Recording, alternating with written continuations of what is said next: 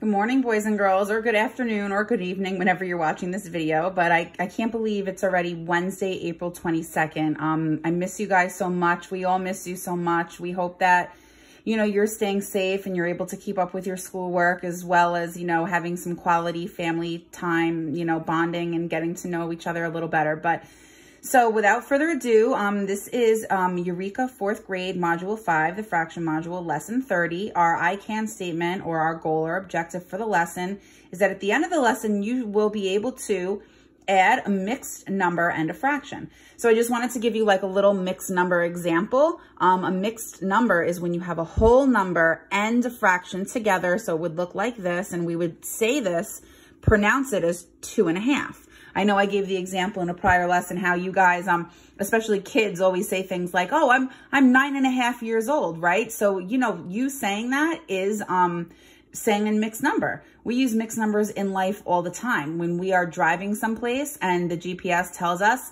exit in 3 1/4 miles, we use mixed numbers all the time when we're baking and cooking and, making something new. Cookies, pancakes, brownies. I will take any of those right now.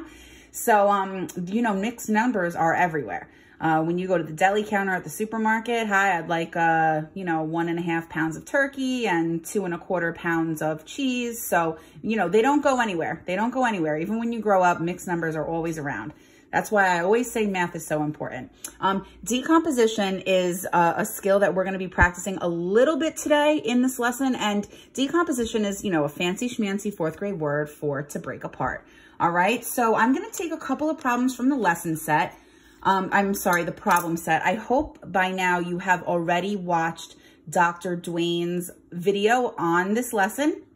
This is just me, your teacher, reinforcing and practicing the skills and the concepts that he has already taught. So the first thing you should do is always watch his video. And then if you're still having problems, pop over to my video. Okay. So let's look at this, this example here. This first one, it is 7/10, which is a fraction, plus 7 9/10. So I know that this is a mixed number because I have a whole number and a fraction.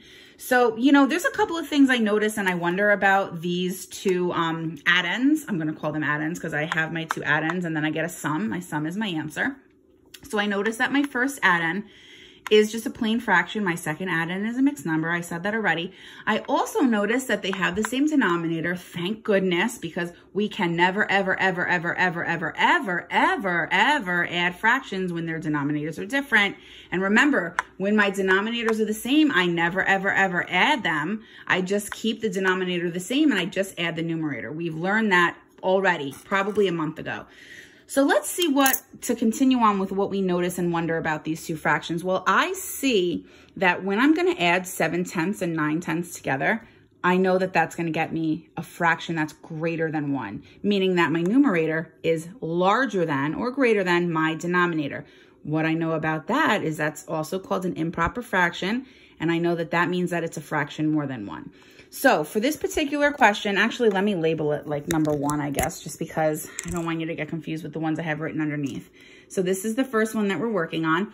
We have 7/10 plus 9/10. Well, let's see. If I have 7/10, right, let's go over to my fraction tiles, which I know you don't have at home. You can always, always, always, always draw a model, okay?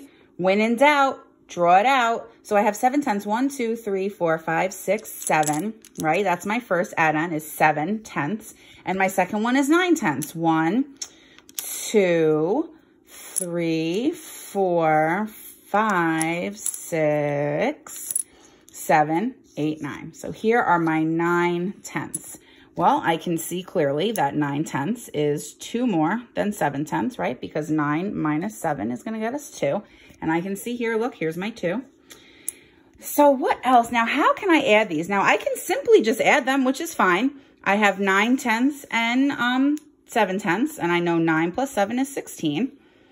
So that's fine. I'm going to have 16/10 here. All right? 1, 2, 3, 4, 5, 6, 7, 8, 9, 10, 11, 12, 13, 14, 15, 16. 16/10, right?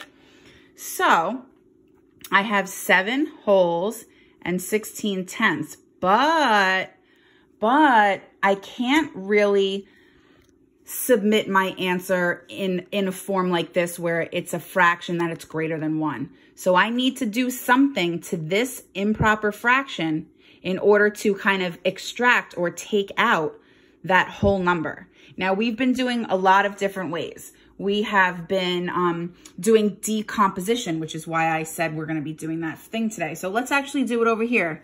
16 tenths. We are going to break it apart into a mixed number by decomposing it. So I need to think to myself, what fraction with a denominator of 10 is equal to 1 whole? So I'm going to let that sink in. What fraction that has a denominator of 10 is equal to 1 whole? Well, I hope we all remember that anytime the denominator and the numerator are the same, that's equal to 1 whole.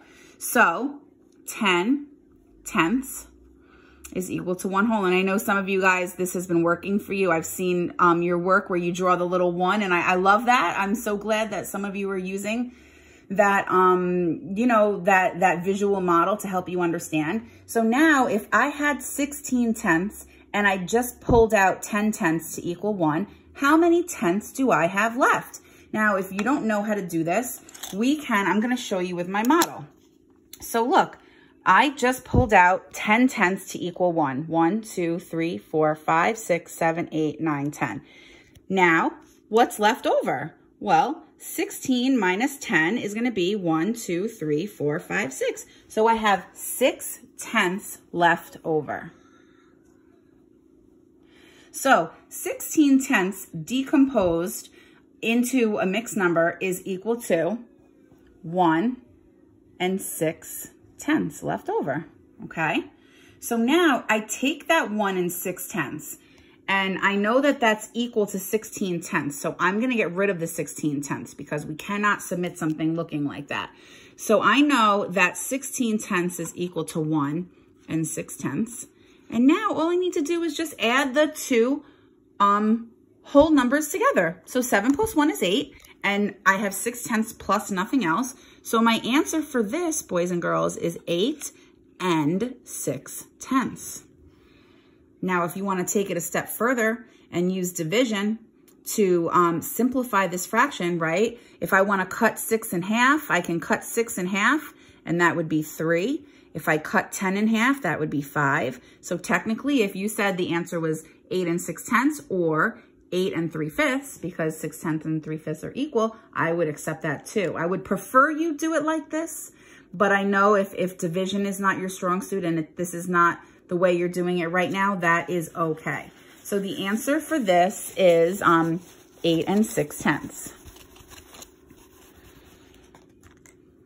8 and 6 tenths. So now I'm going to go over to example number 2. It's getting a little more difficult because now I see that my sum is here, right? I notice that my sum is here. I notice that one of my addends is missing. I wonder how I can solve this. Well, let's think. I have my sum. I have my addend. This is addition. What is the inverse or the opposite operation of addition? The opposite operation of addition is subtraction. Now, if we were doing this, pretend that we don't have this 3/7 here. Pretend that we don't have that 3/7 there. Well, boys and girls, look at this. This is like first grade.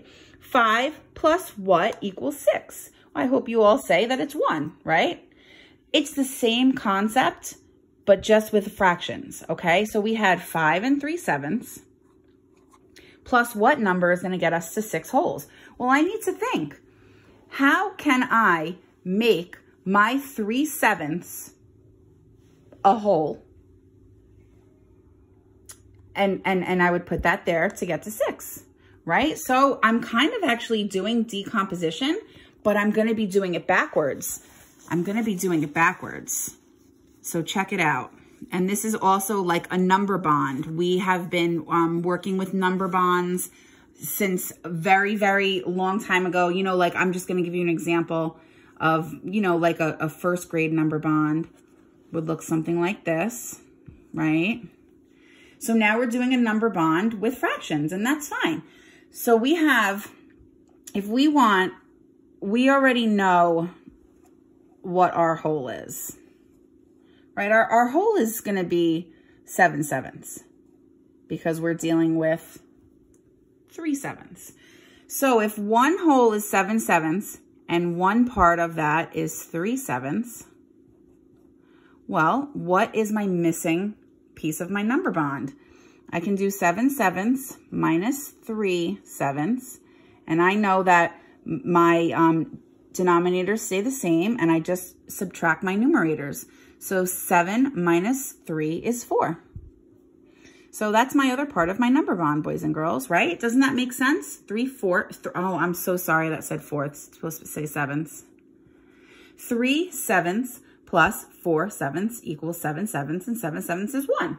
So over here, I would put my 4/7 here, right? Because if I have 5, which is a whole number, and then I have 3/7 and 4/7, well, that is equal to 1, right? And isn't 5 plus 1 6? It is. That is how we could solve something like that. You can do it another way. You can do it on a number line. You can do something like this. Here would be 7/7, which is also 1. Here would be 0. I'm going to divide my number line into 7s because that is my denominator. So 1, 2, 3, 4, 5, 6, 7. Perfect. So this is going to be 1/7, 2/7, 3/7, 4/7, 5/7, 6/7, 7/7, which is 1. So if I start at 3/7, here I go. Here's my 3/7. How many more do I need to go to get to 1? Well, 1/7, 2/7, 3/7, 4/7. Dun, dun, dun. Same thing, all right? So that's just another way to do a problem like that when we're missing one of the add-ends, because that's kind of like a challenge. So now our final example, final meaning it's my last, so I hope you're not sick of my voice. I am going to show you guys how to do this with a number bond as well. So we have 2 and 3, this will be example number 3. We have 2 3/4 plus 2/4, and we're going to figure out what our sum is of the mixed number and the fraction. So I am going to decompose 2/4, and the reason why is because I want to make this 3/4, I want to make it a whole. I want to make it a whole because it's just going to be easier. I mean, if I add these, that's fine. I'm going to get 2.